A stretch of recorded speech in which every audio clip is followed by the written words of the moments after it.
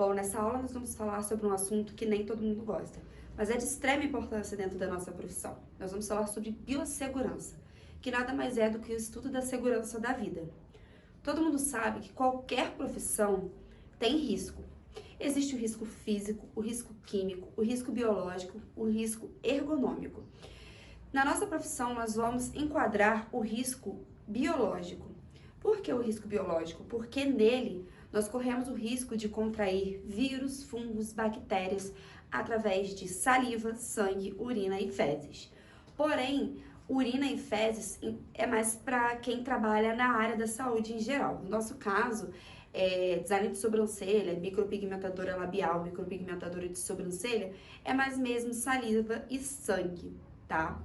Então, resumindo aí, o risco biológico é quando a gente corre risco de ter contato direto com secreção contaminada, né? Quando você faz ali a ficha de anamnese da sua cliente, quando ela chega para fazer o procedimento com você, você faz uma série de perguntas. Perguntas sobre dados pessoais, assim como perguntas sobre saúde, né? E tem algumas pessoas que omitem certas doenças, certos problemas de saúde. E para nós que realizamos ali o processo de, seja design de sobrancelha ou micropigmentação, é um tanto perigoso. Por quê? Às vezes a pessoa tem alguma doença contagiosa, como HIV, hepatite B, hepatite C, dentre outras doenças. Eu citei essas três porque essas são as doenças mais conhecidas, tá? Então a gente tem que tomar muito cuidado quando a gente vai realizar o procedimento para que a gente não corra o risco de ser contaminado por algumas dessas doenças, tá? E aí, mais pra frente, a gente vai estudar como evitar esse tipo de contaminação, como nós devemos proceder para evitar esse tipo de contaminação, qual material a gente vai usar, tá? Agora eu vou falar com vocês a respeito de alguns termos que nós temos na profissão que são bem parecidos, mas com finalidades diferentes. Os termos são limpeza, desinfecção, asepsia e esterilização. São bem parecidos, mas as finalidades deles são diferentes. Por exemplo, limpeza. Quando você fala em limpar alguma coisa, é como se você fosse usar água e sabão para retirar resíduo do que contém. Por exemplo, quando você faz design de sobrancelha, você vai fazer a limpeza da sua pinça, da sua tesourinha ou algum outro material, você faz a limpeza geralmente com água e sabão, né? Só que não é o suficiente para você reutilizar esse material, tá? Então, você vai fazer a limpeza dele para tirar resto de pelo, de pele que fica ali naquela tesourinha ou naquela pinça, tá bom? A desinfecção, ela é um pouco mais eficaz do que a limpeza, porém ela também não é um método 100% para você reutilizar o material. A desinfecção é a destruição ou redução de micro-organismos.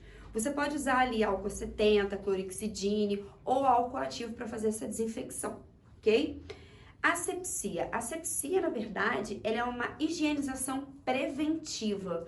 É como se a gente fosse fazer uma higienização da pele, uma preparação da pele para fazer o design de sobrancelha, onde você usa ali um adstringente, algum produto para fazer asepsia daquele local. É a mesma coisa com o nosso material, por exemplo, vou usar, a gente já esterilizou o material, mas da mesma forma de qualquer forma eu vou pegar um álcool 70, vou borrifar na minha pinça e vou passar uma toalhinha de papel ali, depois eu vou jogar fora, tá? Porém, também não é um método 100% seguro, tá?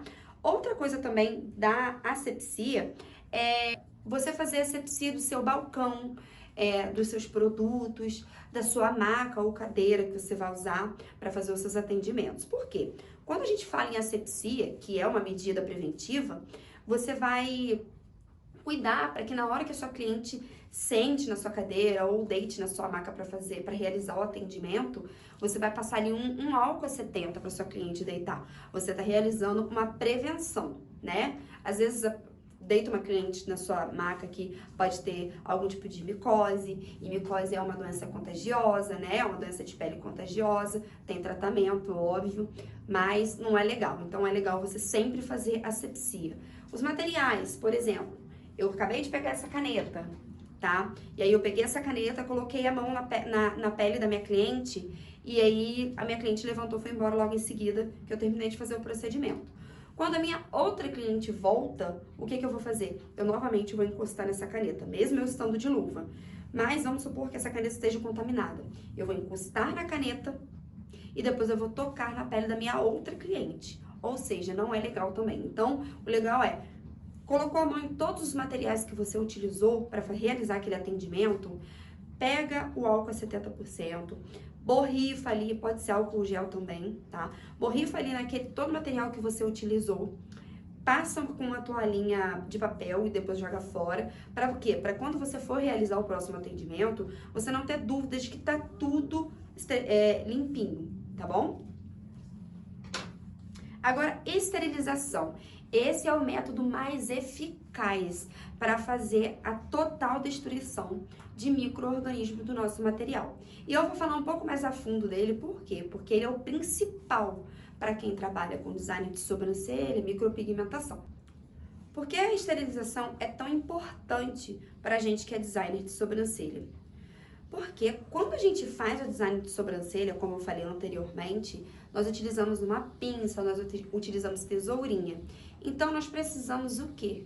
Esterilizar esses materiais para que eles possam ser reutilizados, né, na próxima cliente.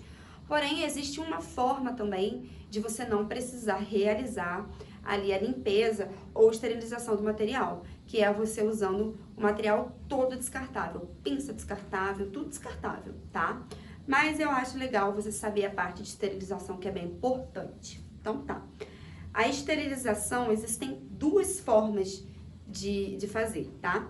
Existe a forma química, que você pode usar ali clorixidine, álcool ativo, álcool 70. E existe a forma física, tá? Que é extremamente melhor. A forma física é quando você utiliza calor úmido e calor seco. Qual que é a diferença? O calor úmido é quando você faz por evaporação da água. E o calor seco é quando você utiliza uma estufa ou esterilizador. Existem pessoas que sabem já disso que eu vou falar agora, mas eu preciso falar, porque tem outras pessoas que não sabem. A estufa, ela foi sim proibida em algumas partes do Brasil, tá? Então, o que eu recomendo você fazer aí na sua região? Procurar a vigilância sanitária para saber se pode ou não usar a estufa, ok? Por que eu tô falando isso, tá? Porque a autoclave a gente sabe que cara, é uma coisa um pouco mais cara. E, geralmente quem tá iniciando na área nem sempre vai ter condições de comprar do mais caro, tá? E eu entendo isso porque quando eu comecei foi assim também.